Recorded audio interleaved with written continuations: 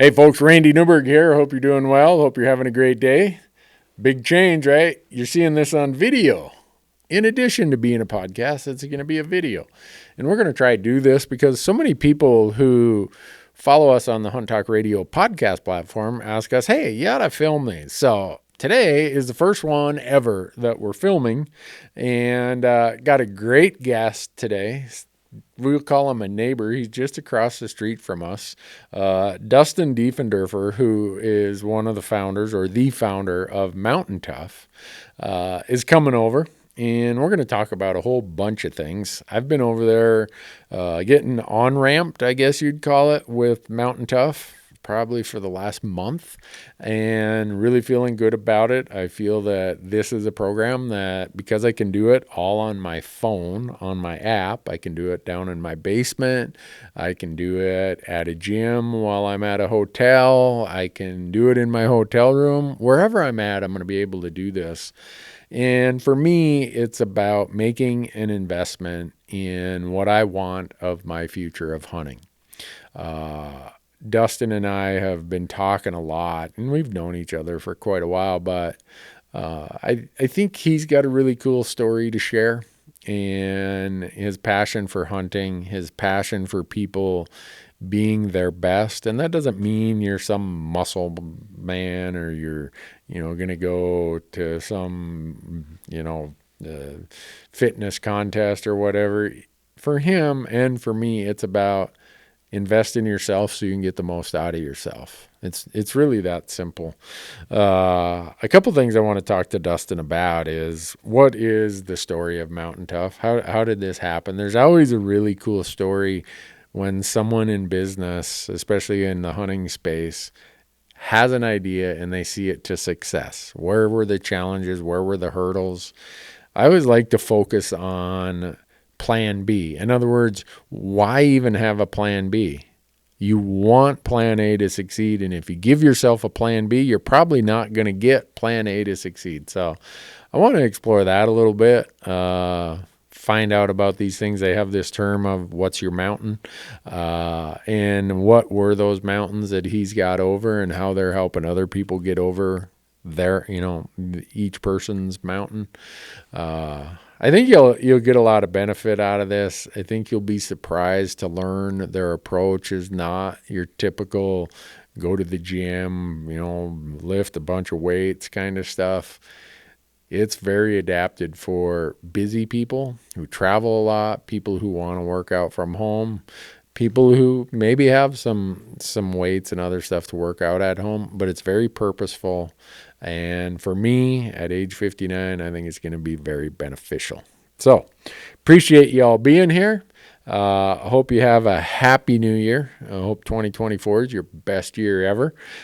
We took a little break over Christmas. We closed the office for a couple weeks here, and so we're just getting back in it. Maybe a little bit of delay in some of our content release because we want people to have some time off. So, Dustin's going to be here in a minute. Looking forward to it. Thanks for watching. Thanks for being here.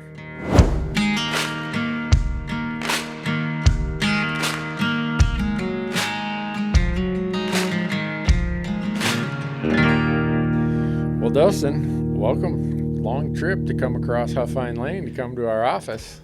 Yeah, it's like a 4-minute drive to get there. That's pretty amazing. It is. Yeah. How crazy is it that we're kind of in this same space in a lot of ways, but we're only, I could walk over to your gym pretty easily. I'd be like, what was that video game, Frogger? I'd be running across Huffine Lane trying not to get run over. That would be the most dangerous thing you did all year if you tried to cross Huffine. That street is crazy. It is crazy. We need more stoplights. And I know the people driving that would say, no more stoplights, but I think like 5 years ago, they said it was the busiest street in Montana, and it was like 44,000 cars a day. Wow. But that's old information. Yeah, it's way busier than that now. The joys of being in Bozeman, Montana, I guess. Good or bad. Yeah, it's growing. Yeah. But anyhow, thanks for coming over because, like I told you just when you walked in, this is the first Hunt Talk Radio podcast ever recorded for video. I should have worn like fancier clothes, I think. No, no. Anything more than a ball cap, and I'm wearing a button down today because my wife told me I had to go do this and do that. And she's like, "Can you wear something other than a branded T-shirt when you go do that for me?" All right, so I'm wearing a button down today. The guys probably thought I was going to a funeral, a wedding, or I had a court appearance or something. Funeral, wedding, or church. Yeah. There you go. Well, the other thing the audience is going to see is they've never seen how I do podcasts. They've heard how I do podcasts, but I always have my notes. I have my sheet here set, and I have my pen because if you say something that is what we call gold, I write it down because I want to circle back to that. Come back to it. Yeah. So hopefully you're okay with that. Yeah, that works for me. Yeah. Hopefully the audience is okay with that. And our production guy over here, we got Kyler running the whole production, the lights, managing the audio, running 3 cameras. This is amazing. He's going to want to get paid triple rate today. Yeah. This looks really, really good. Oh, yeah. Well, Marcus is the one who, this used to just be like a white room. It's all soundproofed and everything for audio. Mm-hmm. But Marcus, he's like, this is really ugly. Can we go do something? So this backdrop, you can roll it and move it and do whatever. And then Kyler said, if Dustin's coming, we got to have a sheep in the background. So we have an Alaska doll sheep right there listening in for us. That is cool. Yeah, this room looks great. Well, thanks. But I don't know what you have on your list, but I got a lot of things on my list. So let's start with yours. You just take this conversation wherever. You host podcasts, so you know that this could just end up anywhere. And you were kind enough to have me on the Mountain Tough podcast. Well, it released last week, I think. Yep. Or it must have, because I got inundated with texts and messages. Hey, what a great story. And I really appreciate you keeping it kind of a story about people and challenges and life, I guess. I thought it was really cool. It's cool because I think it came out right around Christmas Day, and it's, I think, inspiring for people to know that no matter where like any of us are at, any person, any human, anyone listening, there's a chance for any one of us to get better. There's something we can all do to get a little better each day. And sometimes that's physically, sometimes that's mentally, sometimes it's spiritually or emotionally or nutritionally. But that's one thing that humans have a huge advantage of over any other species, is we can decide, I want to get a little better in this one area, and you can just make those micro adjustments. And I think your story did a really good job talking about that. Oh, I hope it did, and it's just my story. It's kind of my life, and everybody has a story. Everyone has these moments that when you get the benefit of reflection, you look back, it's like, yeah, that was a pretty defining moment. It allowed me or caused me to recalibrate or rethink. And I think we as humans, another benefit we have is we can look at those events and we can learn from them. And I view every one of them as a fork in the road. Yeah. Am I going to use this as an excuse and maybe my, I guess, fallback every time things get tough going? Or am I going to use it as my purpose, as my destiny? And I guess it just comes down to how that person is wired. But one of the things I want to get into here, because you and I, and this is just in our, knowing each other for a few years before this, but in the last couple months of me being over and you guys really helping me get kind of on the path I want to be on, I've quickly realized that you and I have a parallel in our thinking of the fact that we're really big abundance thinkers, that we view everything as an opportunity. And so that's one of the things we'll get to in this podcast, because that abundance mindset compared to the scarcity mindset is so powerful no matter what you do in life, whether it's business, whether it's your relationships, whether it's hunting, whatever it is, there is opportunity. You just got to say, all right, I'm going to look for the opportunity. Yeah. And so we'll get to that. But before we do, I want to hear the Dustin story. I mean, it's not like you just said, oh, yeah, when I grew up, I'm going to start Mountain Tough. Mm-hmm. How far back you want to go? I think I would go back. I'd have to go back all the way into middle school to get the whole story tied together.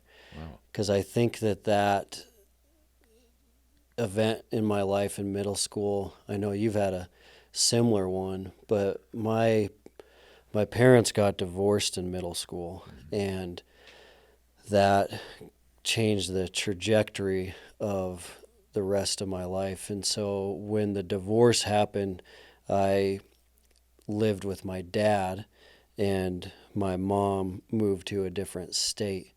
But that living with my dad created a big journey for my dad down this archery pathway. Okay. So when my parents got divorced, it was related to a gambling addiction. And so in Billings, Montana, especially, the video Keno poker machines are just everywhere. Right. And it creates a lot of issues in a lot of different families. And when that event happened in our life, my dad, looking for answers on how someone could have such an addiction like this, ended up in Alcoholics Anonymous. So instead of the AA side for an addict, there's the Al-Anon side for the family members to understand what's going on. Yep. And when he really plugged into that community, when you walk into that community, you get a sponsor, and a sponsor is essentially like, I'm here for you 24/7. Call me with any questions, problems, anything that's going on. And his main sponsor was obsessed with archery. Wow. And so what happened was my dad started competitive shooting, indoor shooting, 3D shooting, and I just kind of tagged along on that journey. And we've always been a pretty obsessive family, so when we get into something, it's like all in.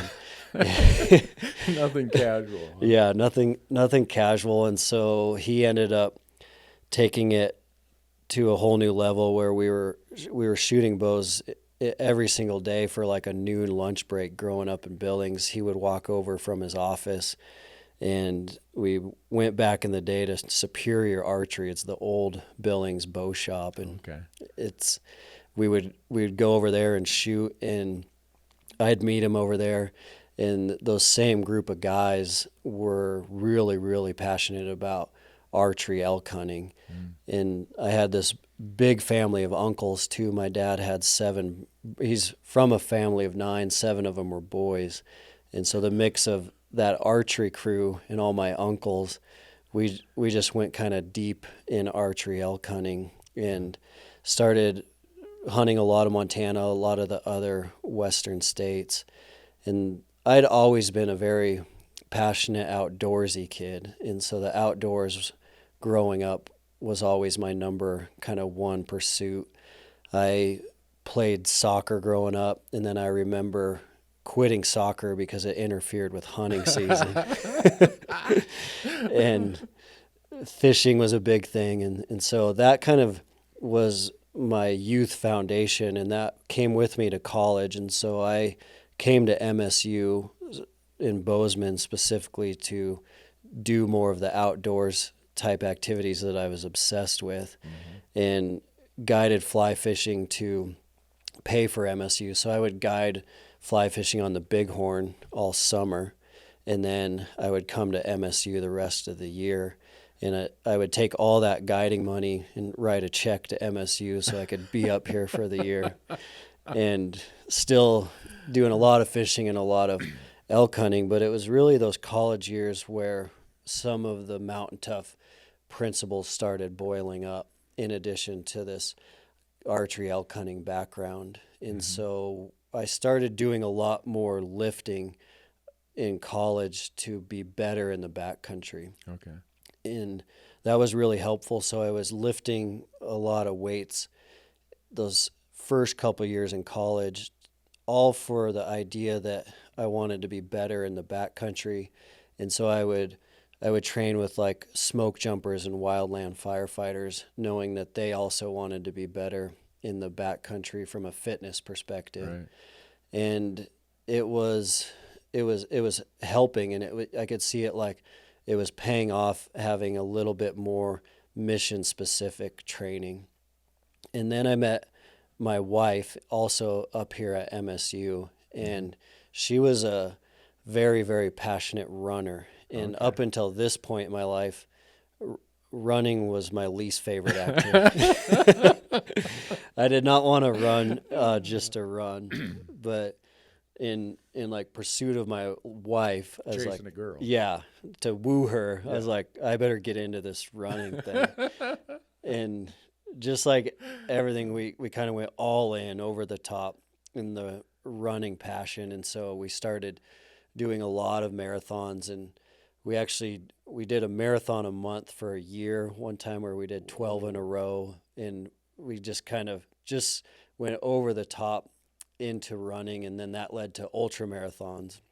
And ultra marathons in that time were a lot of 50Ks, and they're in the Rocky Mountain West. And so a lot of times you're running in the same mountains that you're going to be elk hunting in just a few months later. So you'll run a 50K in July, and you'll be hunting that same mountain range in September.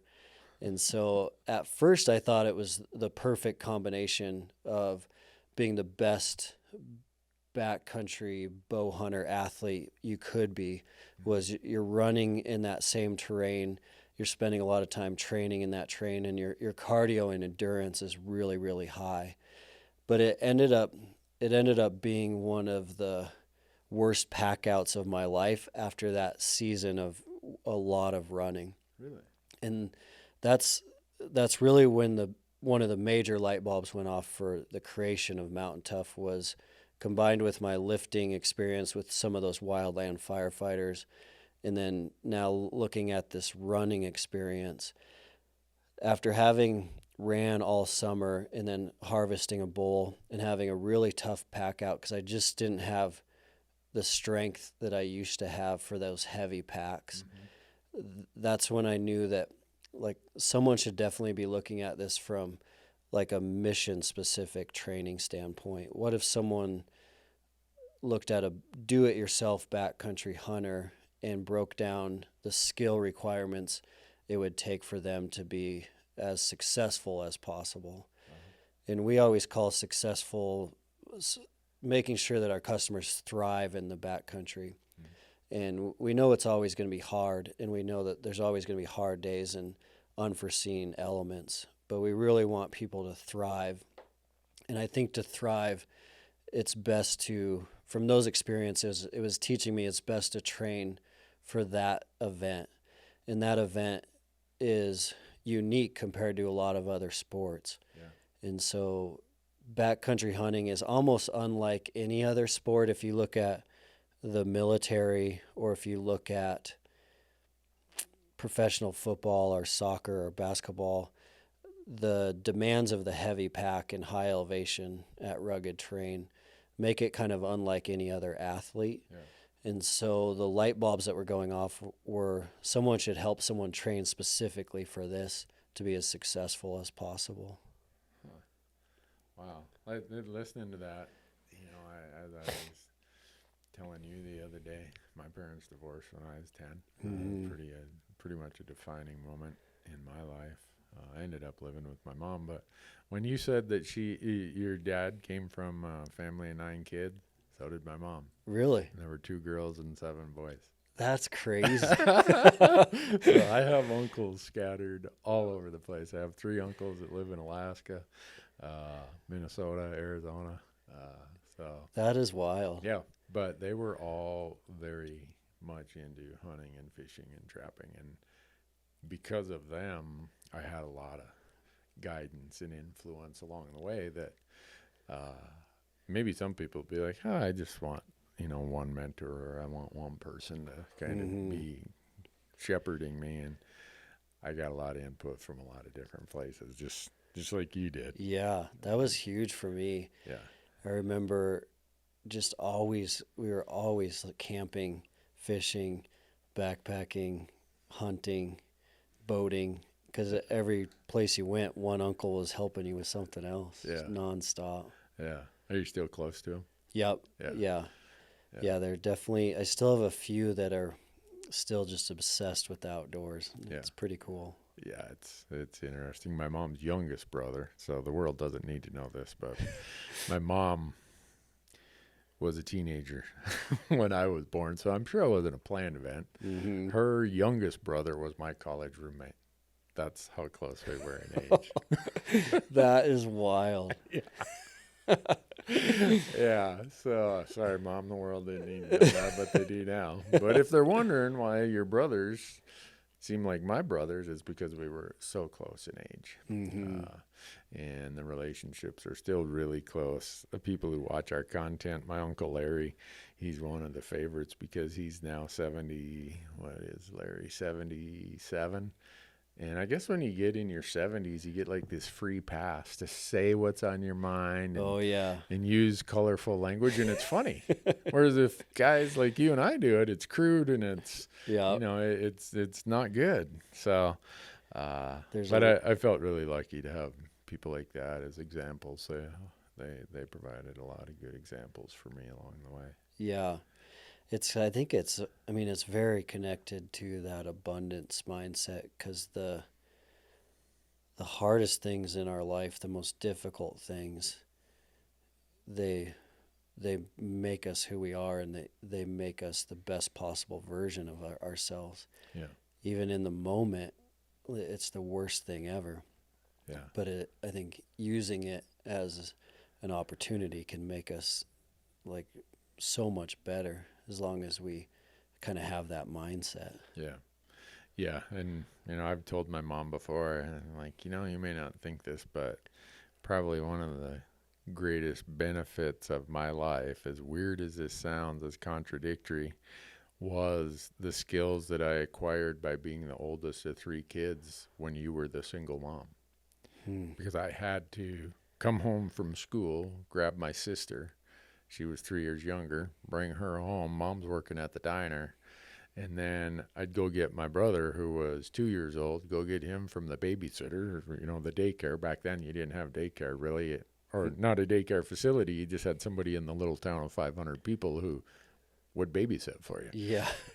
So I'd kind of be there, take care of everybody, till my mom got home from work. And I didn't know any different. I'm like, well, this is what you do, And so I was trying to explain to her one day, because my mom still carries some I think disappointments or some worries that, maybe I should have hung in there longer. But you don't hang into an abusive alcoholic relationship like that. Yeah. And so she did what she had to do. And the other thing, I've never met anyone who works as hard as my mom. To this day, she's 76, and she's up at daylight and all day doing something. I mean, that's 76. Well, I painted this room last week. I'll go repaint that room. Just because if she's not doing something, she's just bored. And she had that work ethic all of her life. So growing up, I just saw somebody who worked 12, 14 hours a day, and she ended up buying the little diner that she worked at. That's awesome. And she'd get up, and breakfast was a big rush hour thing. All the loggers would come in for breakfast, so she'd be up at 4 a.m. getting all the food prep for breakfast. And then would come the lunch shift. She'd work through that, and by 6 o'clock, she was just exhausted. And she's trying to raise 3 kids at the same time. It's like, all right, no matter what my life ever was or ever becomes, I'm never going to complain about how hard I got to work, because I had her for that example of what it was. And I think a lot of us, as much as at the time we're going through it, we might regret or wish for a different life or a different path, because Mm-hmm. it's so disruptive, kind of like it was for you and was for me. But if you can look back at it and you can get through it, it builds a lot of life skills Mm-hmm. that they can't teach in a textbook. They can't teach you in 12th grade. They can't teach you in college. They're just life skills that you had to pick up. Yeah, it's been helpful to me to have kids of my own related to that, and it's still very complicated and difficult to get it just right. But the one thing it did help with is like looking at my own daughters now. I don't want them to have a struggle-free life, Right. because how much struggle has taught me. Yeah. And so you when you have kids of your own, you can really see it, that if they have a completely struggle-free life and everything's handed to them and no challenges to overcome or no difficult people to navigate through and hard conversations to have, then they're going to have a really hard time getting on their own 2 feet. Yep. And it's when you kind of see it through that lens, you realize that when we were in that same position, even though it was hard, it was so helpful. Yeah. And now it's kind of like, how do we do the best job possible of passing that down without making things too hard? Yeah. That's where I get really hung up. Yeah. I only had one. So like I've said many times, is if you only have one parent, you get accused of really not being a parent. Because if you blame the kids, you blame the right one. They don't fight with each other. No one to fight with. But that was a big concern of mine. Mm-hmm. And so I told Matthew, I said, you're not going to college here in Bozeman. I don't care where you go, but you're not going to live under this roof. You're not going to have your mom, hey, can I do your laundry? Because she would do it for you. Yeah. Or come over for dinner 3 nights a week. You're leaving. And so he did. He went to New York to go to college. And it was a good learning experience for him. Because Yeah. as hard as we could want for him to have challenges and struggles when he's an only child, I mean, let's face it, Mm-hmm. you kind of get a lot of attention and everything showered on you as an only child. And then that fine line you're talking about, where is that fine line? How do you make sure they have some challenges and struggles? Yeah. That was a really good start, though. I think a really good move was what you did to have them. Yeah. Because being out on your own and figuring things out on your own, that's where you really start learning. Yeah, he lost. Most people go off to college and they gain weight. He lost some weight his freshman year. He was grinding. My wife is like, "You think he's doing okay?" I'm like, "Oh yeah, he just has to cook for himself now." Yeah. But it's almost like in business or hunting, and this is why I make so many parallels to hunting and business, is that every challenge you face really becomes that learning experience. It becomes part of that bundle of skills that only became part of your tool set because of the failure or the struggle or the challenge that you had to work through. Yeah. And kind of like you talking about a brutal pack out. Yeah. All right, this is a learning experience. This is where am I going to take this? I love that so much, because I think we talk about it a lot at Mountain Tough internally as a team. Mm-hmm. But if every time we fail, it's not a failure, it's just a chance to learn, then it becomes this theory that we either win or we learn. And learning is winning. So then it's like we win or we win. Yeah. So I think it's very connected to that abundance mindset, is we're going to try things and we're going to fail sometimes, as long as we learn why we failed and what caused some of that, and then adapt and try again and then try again. We're learning and just adapting and learning and adapting.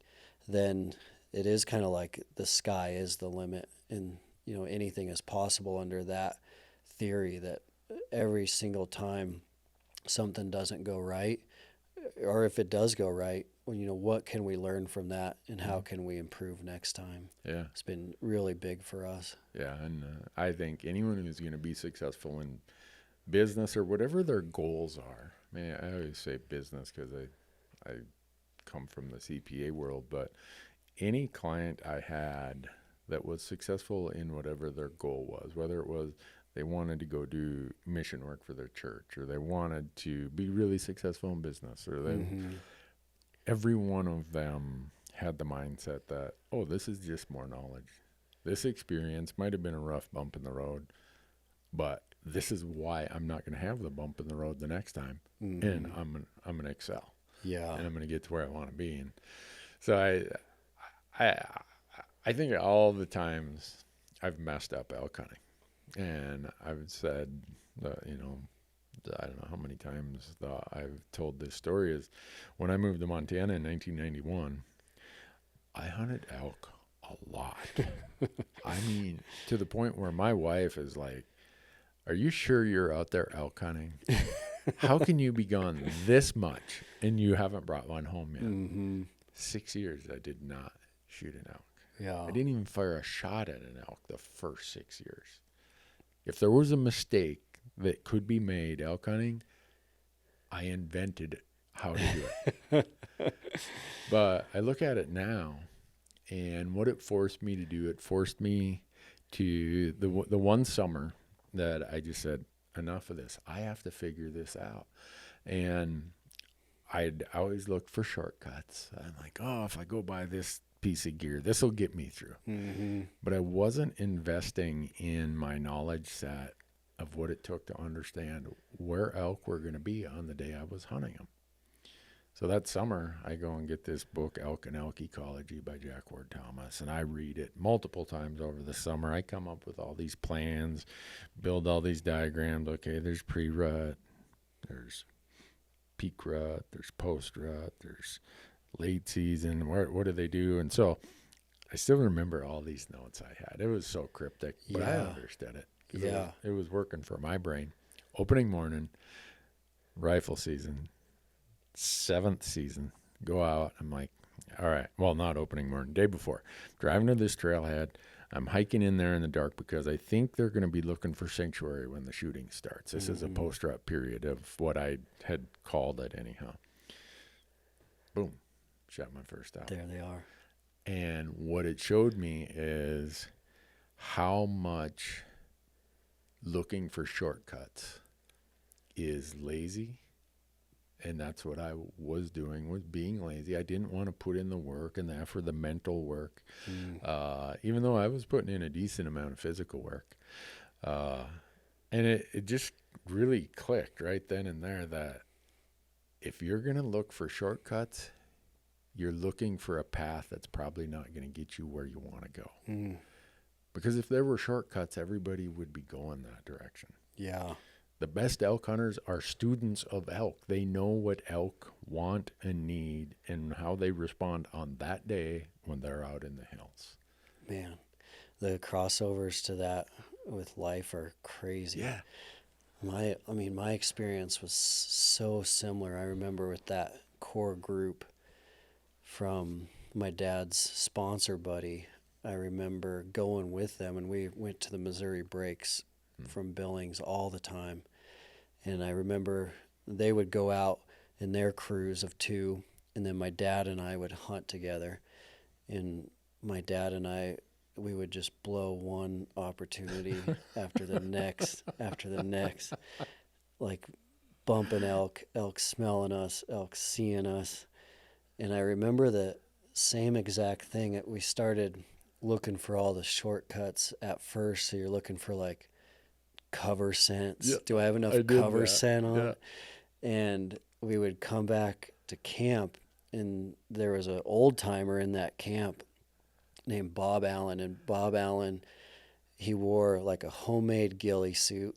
He hunted with a recurve. Wow. He made his own mouth calls. Wow. And he had a little Sony Handycam. And we would come back, and he would show us on his little Sony Handycam, oh, I saw this bull, and this bull wasn't big enough. And then I snuck in on this bull, and this bull wasn't big enough. And my dad and I were like, "Are you kidding me? Like, I can't even see an elk or get close to an elk."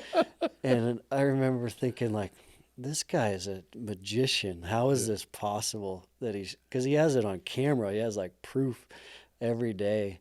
And then you just keep going and you keep going and you keep going. And I think that is a huge key, is that game of perseverance. You're just going all the time, and every time you're going and you're learning, and then all of a sudden 5, 6, 7 years you have these learnings stacked on top of each other, and then it gets to a point where it's kind of hard to articulate to a brand new guy who goes with you what you're doing. You can't even explain what you're doing. And they're still in that gear or that shortcut mode where they want to know like what batteries you have on your headlamp, and you're like, it doesn't matter what battery. It's like it matters about being out here all the time. But to explain those learnings is hard, and I think it's almost exactly like that in business or entrepreneurship, or maybe even life or parenting, where it's kind of a game of just never quitting. Right. And by never quitting, you learn a lot. Yeah. A lot of stuff. Yeah. I wish I could emphasize and get people who maybe have quit or are thinking about quitting the value of not quitting. Because most sane people would have quit about the 4th or 5th year of failure like I had elk hunting. Mm-hmm. Well, obviously I'm not an elk hunter. I better take up golf or something. But I didn't. And once it the trigger sort of broke, it was just like so easy to reflect back on all the mistakes I've made. The times where I was being lazy, the times I was being discouraged, and, let myself get I don't want to say the weather can talk you out of it. So you talk yourself out of it because, it's going to be windy and no one shoots an elk on a windy day. Well, guess what? If I would have stuck it out, the elk were over on the lee side of the hill and I probably. Yeah. But until you start having a little success, you really don't put the puzzle together. But I felt that in that first year and then the next year. And it was just like, shoot on opening day every year, it seemed like after that. And the puzzle just seemed so easy to put together at that point because I quit being lazy about it. I quit thinking I could go down to Bob Ward's and buy something off the shelf that was going to get me an elk. Mm-hmm. It's like business. I mean, if there was something you could go and buy to get your business from what the startup plan was to its 10-year maturity plan, I'd go buy one of those. Yeah. But there isn't. Well, and it's kind of like you wouldn't be ready either. Right. There's an old parable that's called Good Father, Good Son. And it talks about if you're a great father and have a great son, would you buy them a Lamborghini for their first car? And you wouldn't. Right. Even though you're a good father and they're a great son, they're not ready for that Lamborghini at 16 years old for their first car. And I think like in business, I think about with Mountain Tough so many times where we're working hard every day. We're working hard to have a better product and get that product to more customers. But if someone just magically dumped 100,000 customers on our head tomorrow, we wouldn't be ready for that kind of overflow to happen. So it's like it's really good that things work the way they do. And I think with elk hunting, it's really similar that if you would have shot an elk on that first year in 91, your first trip out, you probably still wouldn't be elk hunting. No, you probably wouldn't like it. Yeah, I'd be like, "Oh, this was easy. I've been there, done that." Yeah. I'm sure that would be the case. It's kind of like the hard things in life are the best, and the hardest hunts are our favorite hunts. Yeah, and I think that's some of the allure of public land self-guided elk hunting. And not saying that Private land elk hunting isn't fun. Not saying guided hunts aren't fun. I'm just saying if you really want to put yourself to the test year after year after year, go compete with the masses out on the public lands. And I think that what you said there, though, of how the hardest stuff is what's the most appealing and rewarding. I think there's that relationship there that it's hard to explain. Why do you want to do it when it's that hard? Because when I'm successful, it's worth it. Mm-hmm. So.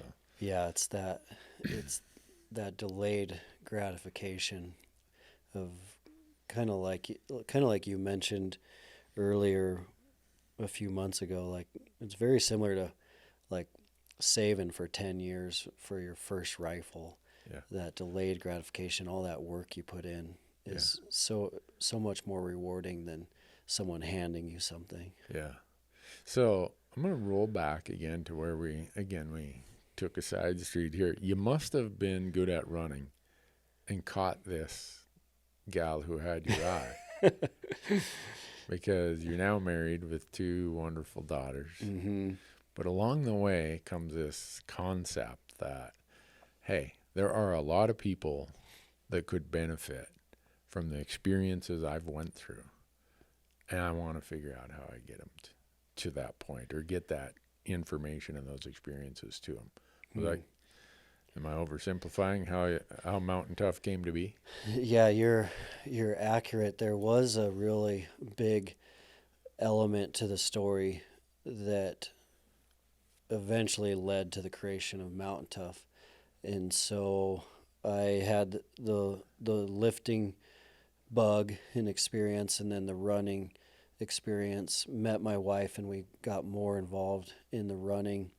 The big element that created Mountain Tough from those experiences, it was all kind of building in kind of a life story, was that we both graduated from Montana State, and we both had business degrees. She had marketing, and I had management.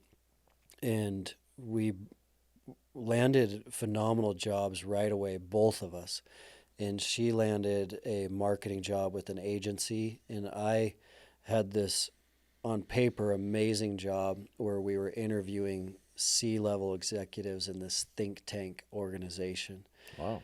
And at first it seemed like perfect. And what I think about a lot now, looking back at it, that I really try to help like younger kids with are my daughters, is in a lot of ways we were kind of doing what the world told us to do. So the world was kind of telling us to get a college degree, and then because you have a business degree, get some sort of corporate America job.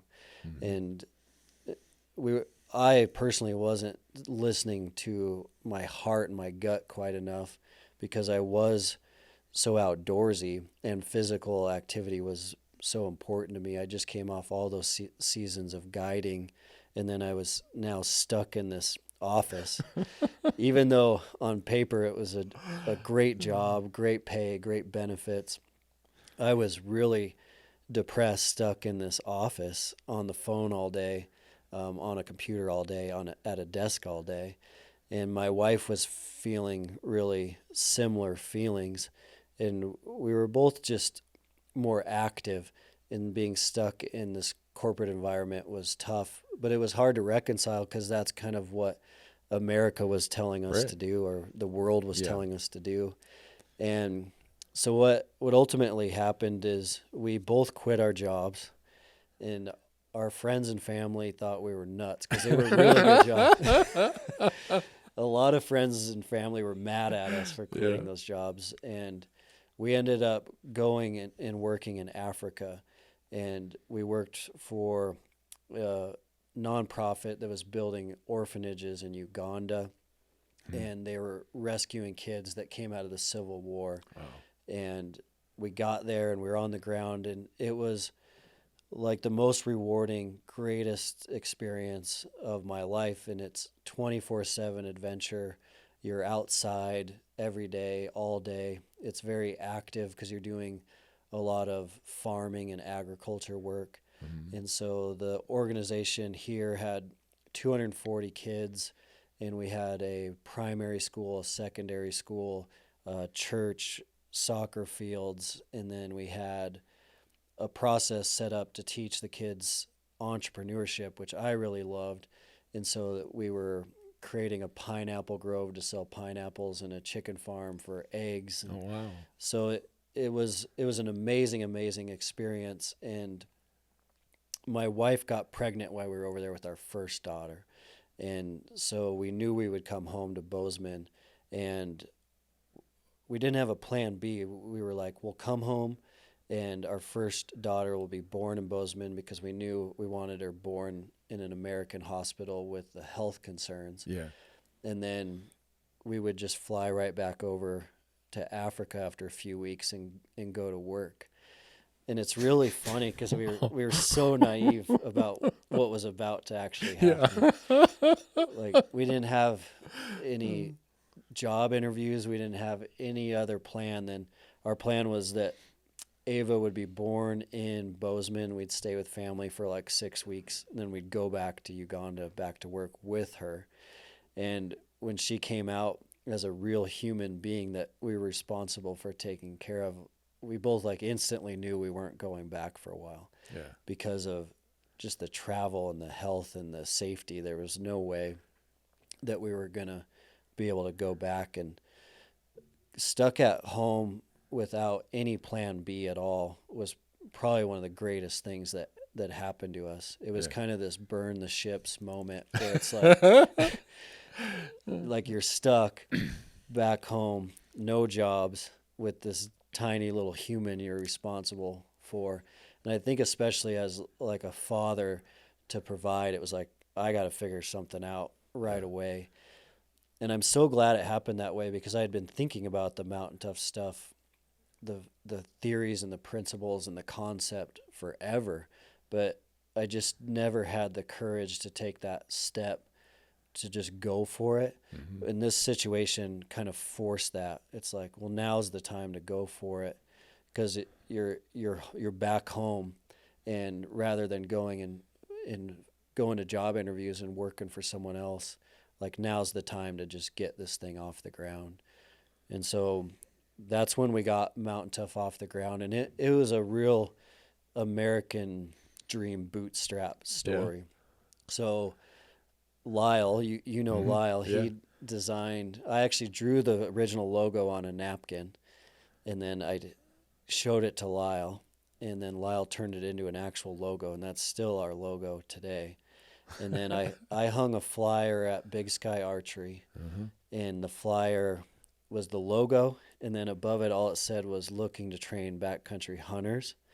And then at the bottom, it had the tear-off phone numbers, like the puppy for sale. Probably didn't even have the area code, just the 586 dash some local Bozeman number. Yeah, and I hung those there, and then like three guys called and was like, what is this Mountain Tough thing all about? And we started training in the park behind my house. And so we would do like lunges on the soccer field and pull-ups on the monkey bars. And that's how the whole thing got off the ground. Wow. It's really cool how it's just evolved and evolved. What year was that? That was 2016. Okay. Wow. It's crazy thinking about it now. Yeah. How much has changed. Yeah. Your story is really similar. It's starting to film your hunts out of nothing. Yeah. I had no intention to be sitting in this chair in 2023. When I had my whole liver blow up and they told me, hey, you're not going to be a CPA forever. Or, well, maybe forever, but your forevers are pretty terminal. So you better fix something here. It was really hard at that point in my life. I'm 41, to be seeking a new identity. My identity was this guy in Bozeman who was one of the partners in this really robust CPA firm. We had a pension administration practice, and I was out doing some crazy things with trusts and estate planning. Not crazy like in dangerous crazy, but like really creative stuff. Yeah. And you build a sense of professional pride in that, and all of a sudden someone's like, oh, you got to flip the switch here. Yeah. I'm like, oh my gosh, really? And then, this kind of becomes a little bit of a side thing. I'd sat on the board of a nonprofit group. At this time, for 13 years, I'd sat on the board of directors of Orion, the Hunters Institute. It was a group, and still exists, but at the time it was a more its founder, Jim Posowitz, was still there, and it was about teaching hunting, hunting culture, hunting behavior. Some call it ethics. We went around and taught the hunter ed instructors. There's a portion of the hunter ed curriculum that is hunter behavior. So Jim and Ralph, the guys who worked there, they went and taught that to the hunter ed instructors. So I'd been doing that, and I just felt like whenever I went to Congress, or I went to the state legislature, I went to a hearing, I look around, and here's me and some other volunteers that took a day off work, and we're trying to push the ball forward or not get rolled over by the big snowball that's rolling down the hill. And the other people are all paid professionals. Yeah. And so I was bemoaning this to a guy named Mark Hervinen, who sat on this board of directors with me, and Mark's from Marquette, Michigan.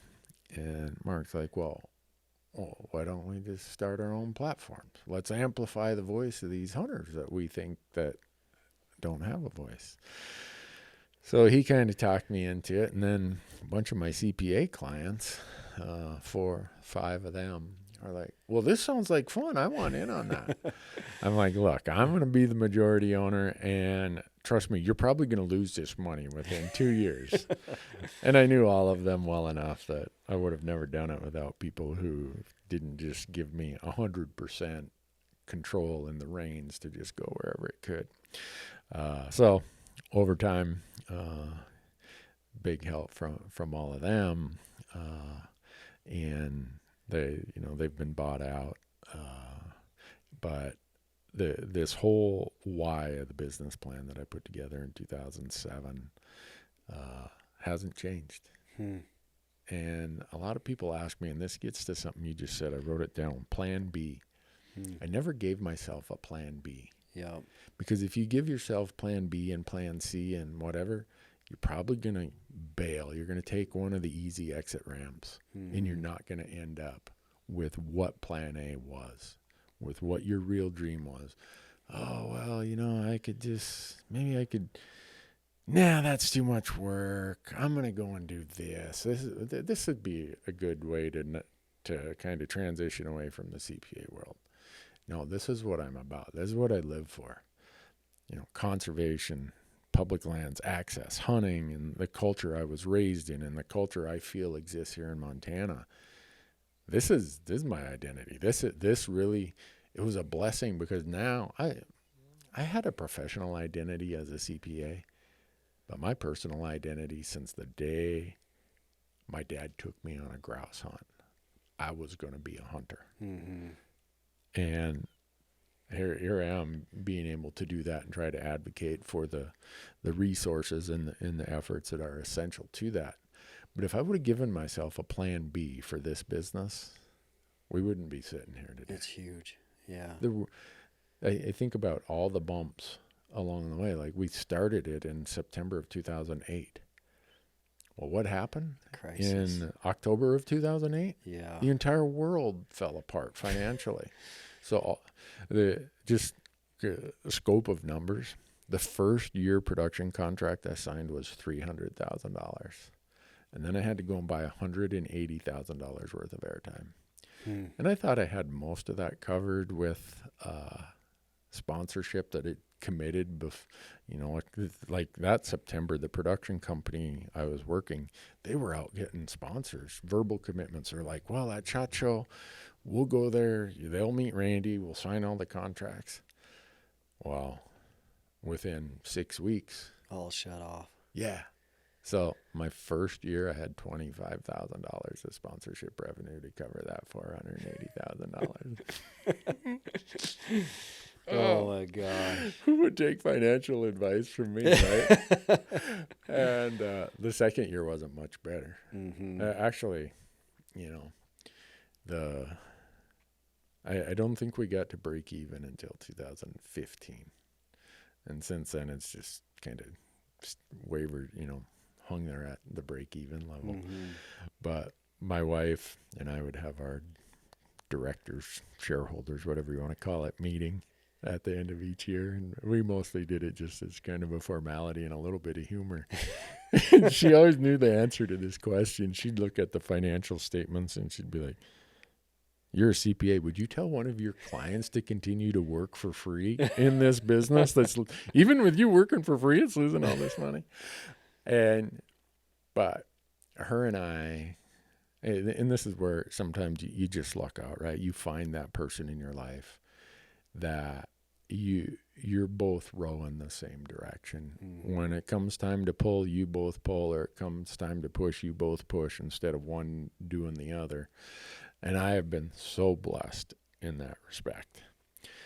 And she understands that I don't look for a plan B, because it's the smart partner, spouse would have said, "Is there a plan B here, maybe?" But she knew me well enough that I'm going to see it through. Man. And so I think a lot of things in life, even elk hunting, even relationships, business, if you give yourself easy exit ramps, you're never going to get to what that end goal was, or that purpose that you had, your why. Mm-hmm. Why do you want to go over these hurdles? Why do you want to endure some of this business risk, or some of the, craziness, your family telling you and your wife, "You guys are nuts. Why are you quitting that job?" Right? I mean, yeah, all that stuff. Or why would you decide, all right, I'm going to bootstrap it and make Mountain Tough be something? Mm-hmm. Well, if you would have had an easy out, or given yourself the easy out, I'm sure there were times between 2016 and today where it would have been easy to just say, "Yeah, I think I'll go that direction." Yeah. But then you just would live with those regrets of never trying it. Yeah. I think the no plan B is the burn the ships mentality is so huge. And it is a huge blessing when your spouse is on board. Yeah.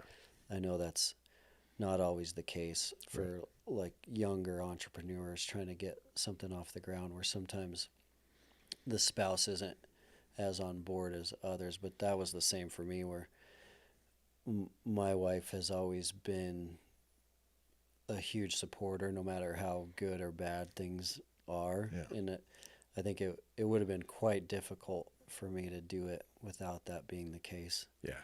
But I remember we did our tax return that year of being in Uganda. The year in Uganda, our combined household income was $18,000.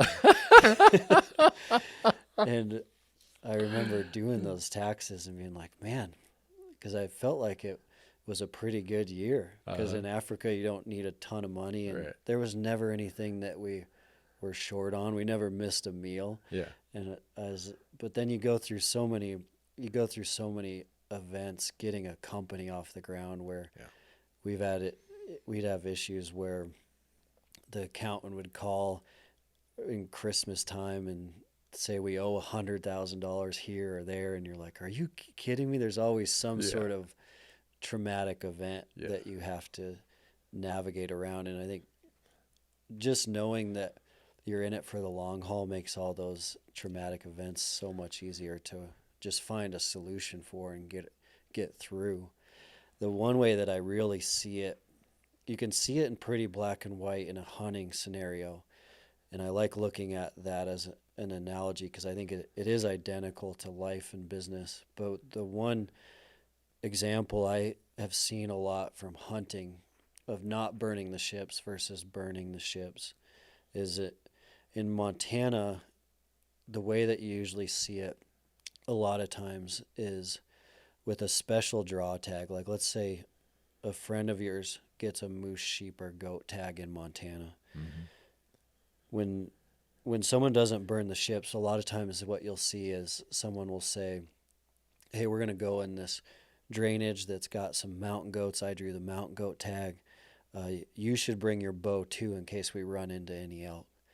And so they're not burning the ships, going all in on that goat. Yeah. Or the other way you see it is someone will say, I drew a Montana goat tag. I think I kind of want to go after it with my bow, but let's bring a rifle just in case. You know what's going to happen. Oh, and any time they bring the rifle, there's no way they're using that bow. Yeah. And it's that analogy helps me because it's like that's the same in business or in anything, your marriage or your any sport you're participating in. Like, you can't bring that rifle if you're going on an archery hunt. You got to leave that thing at home. Yeah. And that task, that leaving that rifle at home, the burning the ship, it gives you that mission-centric vision. Like, this is my one focus. Mm-hmm. I'm focused on this until I can't work on that mission anymore. But I think that's what it takes to get some of these things off the ground or to be successful on some of these hunts. Yeah. No, I when you were saying that, I was thinking about in 2021 when I had my goat tag. A lot of guys were like, you going to bring your bow? Nope. Because I know it'll happen. I'll know in the back of my head the rifle's back at the truck.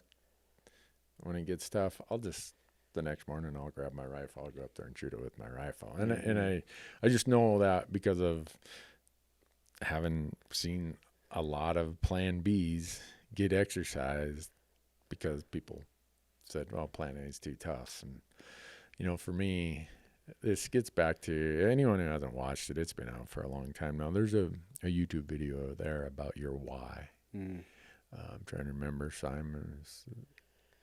I can't believe Sinek, the name slips Simon me. Sinek. There you go. Yeah. And walk around here and look at all of our whiteboards. We got a Y written on them, and that makes it so easy to stick to plan A. It's just this easy filter. Okay, does this help advocate for self-guided public land hunting? Does it create and inspire people to advocate for that cause? Yeah. Oh, well, then let's get that on the to-do list. Mm-hmm. Does it not? No? Well, cross that off. That filter's helpful. Yeah. Really helpful. Yeah. And, I mean, I'd be foolish to say that I don't have a bunch of business plans and other business goals and other stuff that support all of that, because if the business can't keep the doors open and at least make payroll, we're not going to accomplish the why. So you got to be able to do all that together. But, Marcus and I just got back from a pretty physical Coues deer hunt. Mm-hmm. This is the most physical Coues deer hunt I've ever been on. And I'm really glad that I was on-ramping before you'd started. I went on that hunt. But I told Marcus one day, I can't remember exactly how I said it, but I told him, I said, if we do end up getting a good buck on this one, it's going to be worth it, because we are busting our humps. We are gaining a lot of elevation. We're not just sitting here glassing. We're moving and going and put in the work. Yeah. And I'll admit the gratification of that buck that I shot last week was probably as high as any deer I've shot in a long time. That's awesome. Yeah. And it's just because, and I had chances to shoot, younger bucks that were in a lot easier spots. And don't get me wrong, someday that will be an accomplishment for me. Mm-hmm. But knowing what I came there to do and what my goal was and wanting an older age class buck, it didn't even go through my mind of, why are you doing this? Why? It's just like, no, I've built the skills over time of all the failures I've had to say, this is what I want out of a hunt, and this is what I'm going to do, because I know this is the greatest likelihood. And if I don't fill the tag, or I don't have multiple opportunities, that's not the definition of success or failure. Mm-hmm.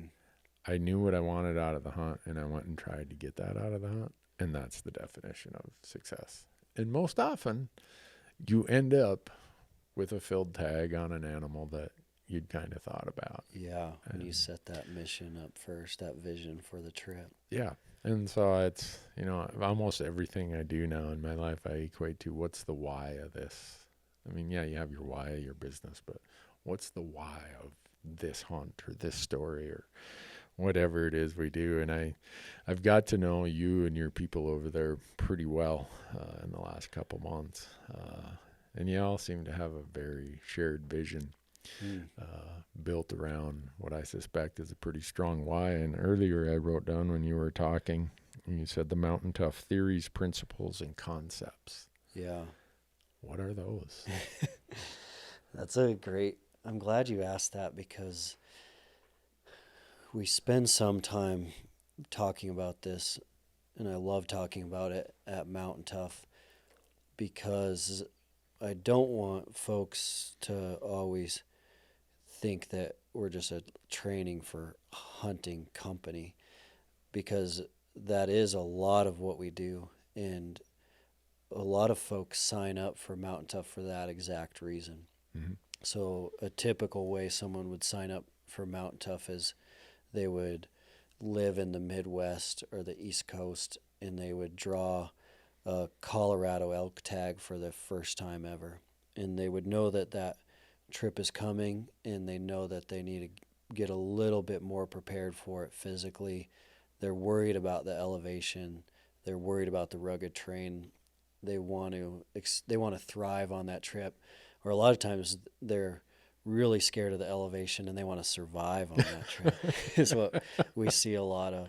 Yeah. And they're gonna sign up for Mountain Tough and start training, and we will be able to get them in a much better position to thrive for that hunt. But in a lot of ways, at Mountain Tough, our shared vision and the why that you kind of see when you come over there is we view that a lot of times as a really positive bait and switch. So they signed up for Mountain Tough because of a hunt, but we know now we have a really good chance to help that individual change their whole entire life holistically. Yeah. So our big why at Mountain Tough is we want to change 100,000 lives by 26, but we want to do that holistically. So we want to help our customers physically, and we want to help them mentally, spiritually, emotionally, nutritionally. And what that does, the why the team's so excited about that in our headquarters is because we see those testimonials come in all the time, every day.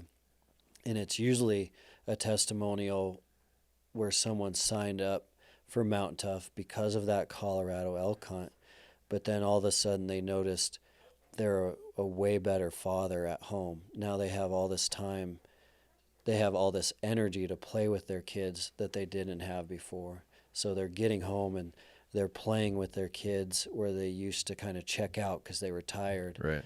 And then they're sleeping better where they used to kind of have some insomnia, and they're better at work because they slept better. So now they're way more productive, and so they're better at home, better at work, better fathers, employees, bosses, friends. And so that's what we see all the time, and that's what we want to happen, because the hunt is just a one-time event for that individual. That Colorado elk tag may be a one-time event. We want it to be multiple for decades, and we know that the best way to do that is to take care of that individual holistically.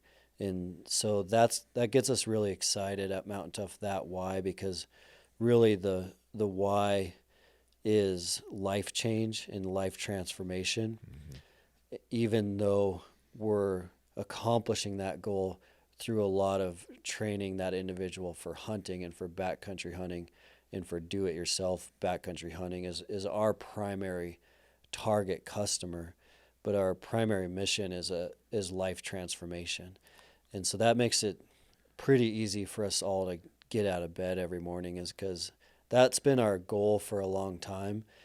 But to see it happening every day, it's pretty easy to roll right into the office. Yeah. It's exciting. Well, everybody over there is so upbeat and optimistic and encouraging, and you know, I knowing you for the last 4 or 5 years and us bumping into each other at events, and then watching you guys build your building over there a couple of years ago. Uh, and I've told you this, is I always had this impression that you guys were just another one of the, well, let's go lift some weights, let's go flex in front of the mirror, take selfies, and start an Instagram account. And nothing could be more discouraging or the antithesis of me and my life. For a lot of reasons. One, I'm 59 years old, been driving a desk for a living for too long, got more than my share of impairments and ailments. So going to a gym, I have never had a gym membership. Never in my life. I always used hiking as my mechanism, but having some events of the last year and just age convincing me that, all right, Randy, you've cheated it far enough and long enough. You're going to have to get honest with yourself here. And that's when, I reached out and we started talking a little bit, and it was just so eye-opening to me that you guys do it a completely different way. And that's where, when you wrote down the concepts and principles, just the concept that you can have a busy life, you can travel a lot, but you don't have to give up your health or your ability to invest in your health. And that's so key to someone like me, because tomorrow I leave and it's the start of show season for 3 months. Yeah. And every year, by the time show season's over, I've gained 10 pounds. I feel like crap. I'm out of shape. I'm not sleeping well. All those things that you were just talking about, my productivity goes down. I need some way that I can keep myself accountable and healthy throughout this 3-month period, and then keep it going after that. And I feel stupid that I didn't know that that's kind of your specialty, and that you guys have so many ways to do that in the concepts that you've put out there. Am I a little bit of a prototype from the standpoint of someone who's really busy, someone who travels a lot and has kind of given up on the formal Gold's Gym or whatever? I don't even know if Gold's Gym's still around, but whatever gym. Would I be a typical customer? Yeah, I think that you're more typical than you realize for a Mountain Tough customer. And it really started, I think, in the beginning. We kind of had the ethos that in 2016 and 2017, we were talking a lot about, to our customer base, that like the goal isn't for Mountain Tough, the goal isn't to look fit, it's to actually be fit. And so forever we wanted folks to be able to be fit, which the litmus test for us is, are they feeling better on the mountain every time, every year, than before they did Mountain Tough. And it started with a lot of gym-based programming. And we had a preseason program for hunters that was all gym-based. We had a postseason strength program for hunters that was all gym-based. And then our customers started reaching out to us a lot in kind of that 2017 era, because we had built a base from both pre and post. And that first group of core customers, those kind of first adopters, were really diehard backcountry hunters, because that's kind of all who was finding us in those early years, because that's all we were going after. And they started reaching out, letting us know that, like, this is great, but what do I do if I'm in a hotel This is great, but I travel all the time. And so we started building a lot more. This is how I would train you if I had no gear type programs. This is how I would train you if I had minimal gear type programs. And it just evolved and evolved and evolved. And then COVID happened, and COVID really like shifted the American fitness landscape. And so what happened during the COVID pandemic is most people started training at home. So like 79% of Americans started training at home, but then 71% started staying at home after COVID. And so what happened was those individuals were like, this is actually better. I can do this with very little equipment. I can do this without interrupting my family schedule. I don't have to burn extra gas to go to the gym. I never liked going to the gym anyways. I think I'll just continue in my home gym. And so the home gym minimal gear workout kind of era really took off after COVID because the flexibility of it and the ease of it from a convenience factor, people really realized that they didn't need to go lift a bunch of weights to get the fitness they were looking for. And COVID revealed that. And so we've continued to pour gas on that fire from the Mountain Tough standpoint. So we've added a tremendous amount over the last 3 years from very minimal gear programming. We've shortened some of the workouts so that people can be in and out of their home gym within 45 minutes. And we've built a really big library focused more on beginners, intermediates, folks with injuries, folks that haven't worked out in 15 or 20 years or have never worked out before. For the last 2-3 years at Mountain Tough, primarily that's what we've been working on a lot of from a content perspective is how do we take care of that individual who is 45 to 55 with a busy schedule with no gear. What can we do to really help that individual thrive? And that customer base for us has really grown, and it's cool to see. It's cool to see because it doesn't take a whole lot. I mean, you've seen that Right. through the on-ramp program. It's crazy. You can get some phenomenal stuff done with not much time and not much gear. Yeah. So you've become more typical than atypical for a Mountain Tough customer as the kind of the community has expanded. Oh, well, I'm really thankful for that because I just thought, well, geography, proximity is going to determine where I can work out. Mm-hmm. And like I was telling you yesterday, I finished on-ramping at home downstairs. A football game was on. I'm like, well, I'm going to finish my last on-ramp. I'm not watching a football game without Movement. Yeah. Yeah. And I just feel that this is going to work. And not that I'm in terrible shape, but I always feel that the more you invest in yourself, the more you get out of yourself. And I don't care if that's mentally, if it's, emotionally, physically. In this case, it's physically, but it'll have all those other benefits. I was worried it'd be one of these, okay, sign up, get a promo for a month, and then there's nothing that allows you, no mechanism to keep you engaged. And with the website, and then I gotta do this. On my phone, I have the Mountain Tough app that has more information.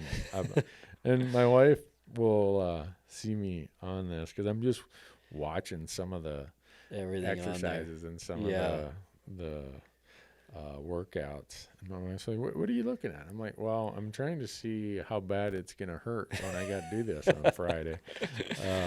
But, right there. Yeah. Everything I need to stay in this mode and be accountable to myself and to my hunting is right here. Yeah. It's pretty crazy how big the library has gotten. Yeah. And it's cool because it's comprehensive now, and that regardless if you're a beginner, intermediate, or elite athlete, that app on your phone can essentially be your personal trainer every single day of the year. And not only that, but it also has you covered from like a nutritional standpoint. Some of that work you did with Kyle Camp is in there from nutritional guidance. And then the mindset stuff, I love digging into that too. Like just straight up mental toughness curriculum is in there, and prehab, rehab. It's pretty robust now from when it started. Oh, it's crazy what's out there. I could nerd out on a lot of that. Time keeps me from nerding out too much. Right now, you guys, I think it'll probably expire before this podcast drops, but you guys have some like Crush 24 is our big 60% off the annual subscription right now. And then that expires January 8th. Yep. I think something like that of 2024. And then you guys went through the whole headache for our audience, because you know that promo code Randy is almost like, you know, it's crazy there's these promo code software sites. Oh, really? Randy got in one of those, in whatever the churning of that is, and so one of our partners dropped promo code Randy because a bunch of people found it. Yeah, that shouldn't have. Yeah, it's just like, oh, people go and say promo code for their product, Randy. I guess there's some websites that'll tell you, and but you guys were kind enough to do that for our audience, so I think promo code Randy, if I remember right, will give the listeners. It's their 6 weeks free. Yeah, so they'll start on the 14-day free trial and then get a whole nother free month. Yeah. Which that one's awesome, because you could, with code Randy on 6 weeks free, you can get all the way through On-Ramp, which is 2 weeks. Then you can get all the way through a Mountain Tough Foundation program, which is 4 weeks. So you can get 2 programs in before you decide if it's something that you're moving forward with or not. Yeah. Well, I'm pretty sure that once they get to that point, they're moving forward. That's a pretty easy business proposition on your point, because I'm confident that once you get them there, your investment in them, or, you know, promotion to them, is going to be worth it. Oh yeah. Most people are going to stick with it. Yeah. Yeah. Usually what we hear the most of now is the people, that's kind of even like a trending hashtag, or you see it in our comments a lot. A lot of what you'll see now is just hit play. All I have to do is just hit play. And you'll be at trade shows or events, and everyone will kind of come up and say, I can't believe all I did was just hit play. Yeah. And that's what's so nice about kind of the technology now, and the Mountain Tough app is you can just walk into your basement and hit play, and you're going to get a phenomenal workout. You don't have to think about what should I do today, how should I do it today. And by just hitting play, the thing that I love is it eliminates all those distractions. Yeah. So if you walk into a gym without a plan, you'll be very distracted. You might be thinking about work, checking your phone. Right. But just hitting play in the Mountain Tough app, regardless of where you're at, you're going to get a great workout. Yeah. Well, so far, that's definitely been the case. I've been in it for, about a month now. Mm-hmm. And I feel better. I think about how I normally would feel by early January, getting done in early December. By now, I'd at least be gaining 5 of my 10 winter fat pounds. Mm-hmm. And I'd have the blah, the afternoon, trying to stay awake kind of problems. But I hope people will go and check it out, Dustin, because your story is so cool.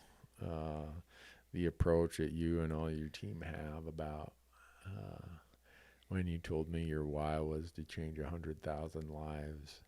That seems so far away from what I thought you were going to tell me the business why was, or your business purpose, which is what makes it really cool. It's kind of like my why. There's really no measurement of, oh, we got to maximize this profit and have distributions and dividends. My why has nothing to do with that. Your why has nothing to do with that. But you can do an awful lot of good by getting up every day, coming to work and saying, here's our why. And these daily things we do is what accomplishes that. And it was not what I expected. But now that I'm in it, I can see why it's different. I love your story too, because your story of wanting to continue to elk hunt until you're 80. Yeah. I think that is the story that I would want, like most of my friends and uncles and people I really care about the most. It's kind of what you really want for them is longevity in their health. And so if I think about like my dad or my uncle, I want them to be as physically able to move with mobility and more ease into their 60s and 70s, regardless of their sport. Yeah. So like my dad's big into kite surfing. And so by training, it's not that he's going to get like super jacked and buff, but he's going to get 10 more years of kite surfing, unless there's some unforeseen circumstance. Right. But I think that there's a lot of longevity discussions right now, and most of those discussions in like popular media are about like living till you're 100. With Mountain Tough, that is not the goal of living till you're 100. It's can you be more mobile longer? And that makes a huge difference. Like being mobile and strong and healthy in your 60s versus not, that's a substantial difference in quality of life. Yeah. So I think that longevity of movement can help you in hunting, but it's going to help you in a lot of other areas as well. Yeah, and there's so many things there that you just touched on that are part of if you want to call it my story. There's lots of quote unquote my story that I never have told the audience. I probably, on your podcast the other day, I listened to it, and my wife was hearing bits and pieces of it. She's like, that's more than you've ever told your audience. I'm like, well, when you're the host, it's about the guest, not about you. But when you're talking about my story, the part that you were referring to is I told my wife I was going to backcountry elk hunt until I was 65, and now I'm 59, and that's only 6 years away. I'm like, no way. So I've pulled that stake, and I'm planting it out there at age 80.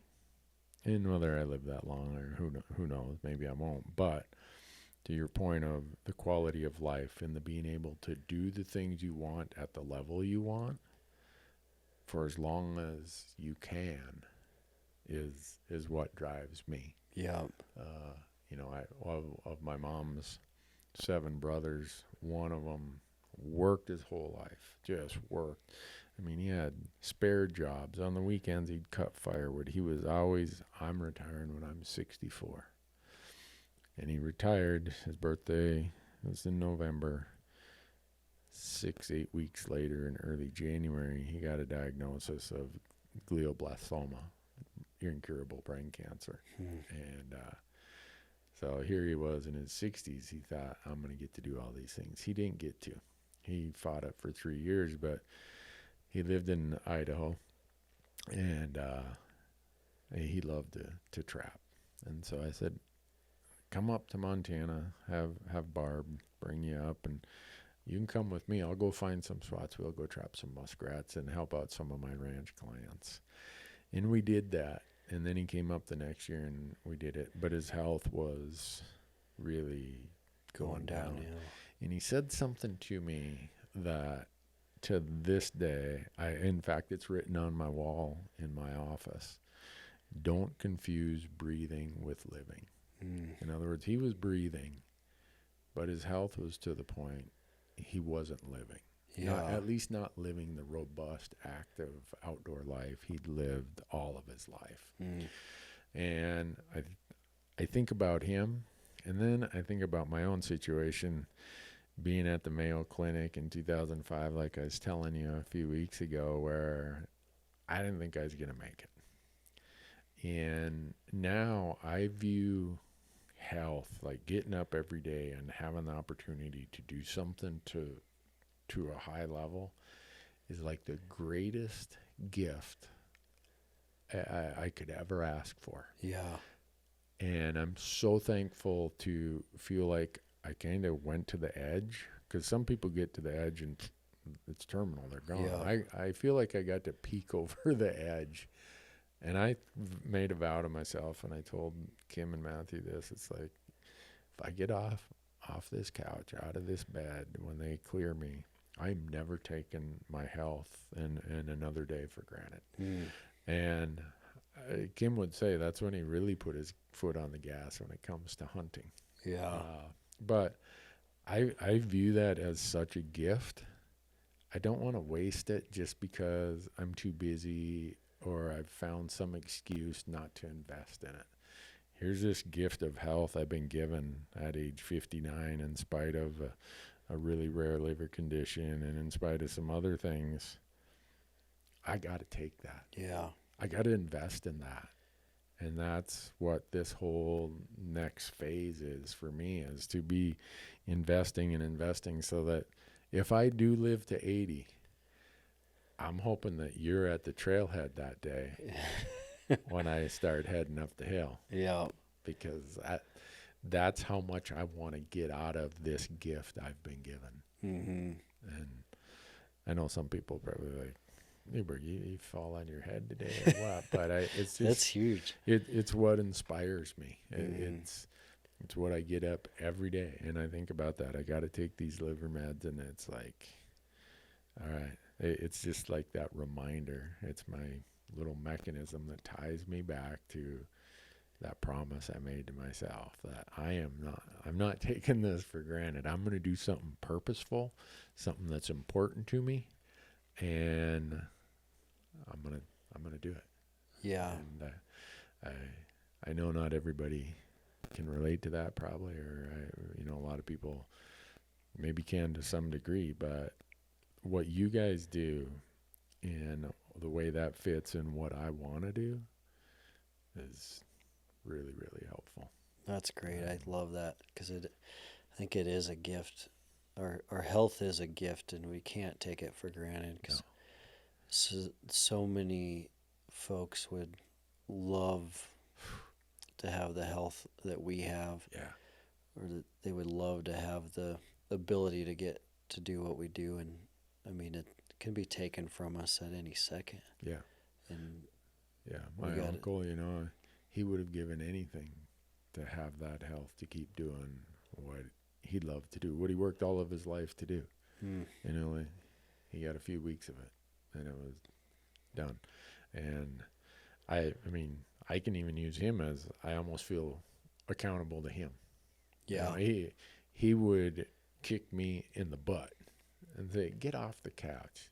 Don't you realize what you've been given here? Yeah. And that's another part of what I hope is you talk about the changing the lives of 100,000 people. I'm sure you guys are going to do that. I have no doubt, because of the approach you take.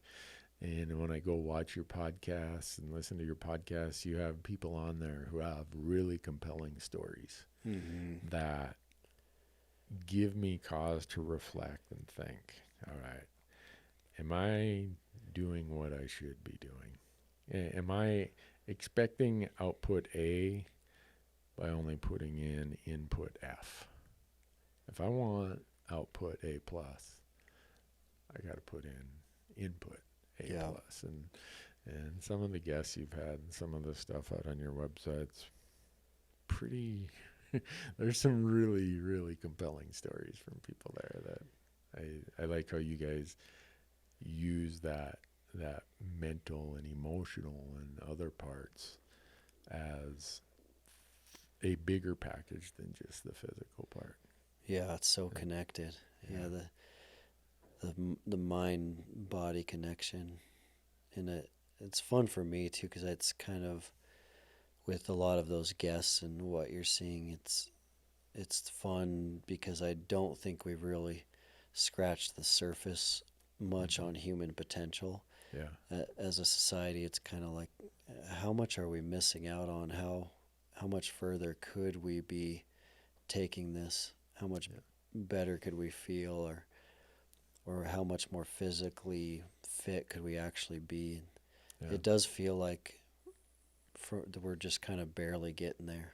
Yeah. Which, that's fun. I think the sky is the limit there. Yeah. Well, most things in society, products and services, are to create shortcuts. Yeah. Right. Going back to our earlier discussion, the beauty of hunting is there is no shortcuts. Mm-hmm. The beauty of being fit and healthy and vibrant is there's really no shortcut to that. Yeah, there is not. Yeah. Yeah. And so here you guys are selling. You guys called the other day. You said something like controlled suffering or controlled applied suffering. Applied suffering. Yeah. You guys are creating applied suffering, and the rest of society's over here trying to make sure no one gets a hurt fingernail or no one has to sweep their rug or whatever. You guys are contrarians. It is a tough spot, actually, from that perspective. Yeah. Because there is no magic pill. There's no magic pill. You have to put in the work. And that's true for life, business, hunting, and it's true for even after someone signs up for Mountain Tough, they're going to have to put in the work. Yeah. And that's different than a lot of, if you think about like hunting gear, like you could go buy a new pack and then do nothing at all with that pack. But with Mountain Tough, after you sign up, you are going to have to put in some work, which makes it a very unique business compared to some. But I think the cool thing that we see a lot of related to that is most people, they're going to sign up when they're ready and inspired at the right time. Yeah. So they're going to have an experience like yours, or they're going to hear a story like this podcast and know that, all right, now's my time. Like I'm seeing this from enough angles. I'm hearing this from enough people. I have enough warning signs. I can feel it in my gut that like now's the time to take ownership of my health. Yep. And when they're ready for that, like we're ready for them at that point to kind of take them by the hand and walk them through the steps. Yeah. Well, it probably happens to everybody at a different age or a different event. You know, in our prior conversations, I've talked about all these bumps in the road that I viewed as blessings. I'm still trying to figure out the blessing of this bump in the road where I got this big shark bite scar, but one of the blessings I've already found of it is my frustration of not being able to use my hand very well. Is it made it apparent to me how weak I've become in my upper body by babying this hand. Yeah. And I said, all right. That was like the last straw that went on the camel's back was my arm. I'm like, all right. And then the other part, and he's right over here in this room over here, is Marcus. You know, I have so much respect for him. When he signed up for you guys last year and did it in preparation for his sheep hunt, kind of like I have a sheep hunt in August, and he came back and said, I know you're not into this stuff, Randy, but I'm here to tell you it will make a difference for you. My first response was, and then I walked in my room and I'm like, if Marcus thinks that's, I better check this out a little closer. And so Yeah, he Here doesn't. I am. Every time Marcus says something, it's like, well, I probably should listen to that. In person, he's kind of quiet, but then when he talks, it's always profound a little bit. Yeah. There used to be an old commercial about an investment firm called E.F. Hutton. And it was this guy sitting there real quietly. And then he leans over and whispers something. And all it said is E.F. Hutton, when we talk, people listen. In other words, Marcus is that guy. He doesn't say a lot, but when he does, you might want to pay attention. Yeah. So, but I really appreciate it, Dustin. I can't tell you how excited I am to get further along, and I know when I'm up in the MacKenzies, the last of my 4 dream hunts, I'm going to be thinking about you guys and the investment you guys made in me also. Yeah, everyone's a customer, but you guys, you're making an investment in them. You're saying, hey, we want you as part of our 100,000 lives we hope to make a positive benefit on. And so it's going to be awesome.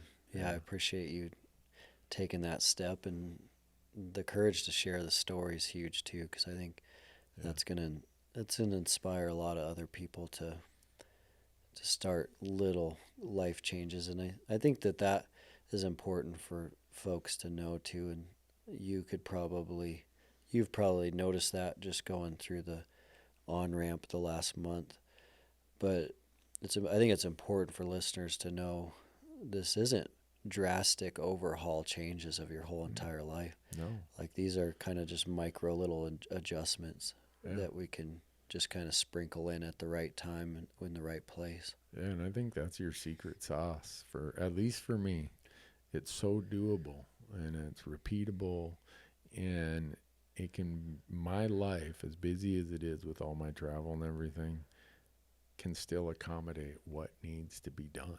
And if I can't make my health and what I want out of hunting and being a spokesperson for conservation and all the other things that come with my hunting, if I can't make a whatever weekly hour time investment of that into that, well, I better readjust my priorities at that point. And you guys, I'm pretty excited where it's been so far and where it's going to go. And so I guess I'll leave it with any last words that you might have. I'm just excited. I'm excited to see the changes in you in the next couple months, and it's going to be awesome. Yeah. Well, thanks so much, Dustin. I appreciate it. Folks, if you're interested, go to Mountain Tough or MTN tough.com. Yep. Not the word mountain, MTNtough.com. Yep. And then you guys are out on all the other social media platforms. You got your podcast. Yep. Yeah, all the social platforms at Mountain Tough. Yeah. Go to the App Store, download the app, or do you want them to get the app off your website? You can get it. You can get it straight from the App Store, but the best way is to go to mountaintough.com and then click Start Free Trial. Okay. When they click Start Free Trial, that's where they can use the code Randy. There'll be the box for it there. Okay. That's the best way, because App Store doesn't allow for promo codes. Oh, that's right. Yeah, well, we want you folks to have your 30-day free trial. So go to the website, click free trial. Yeah. We'll put all the links and everything. Now that it's a YouTube video, this is the first one ever filmed, Dustin. We'll put links in the comment below. But for those of you who are listening to this driving down the road, just remember mtntough.com. Go get your free trial and use promo code Randy and get an extra month of good stuff. Yeah. Get started. It's going to be a good journey for you. Yeah. So you need to promise me that when I get back from the MacKenzies in late August, we can do another podcast. That I promise. Let's do it. Okay. Yeah.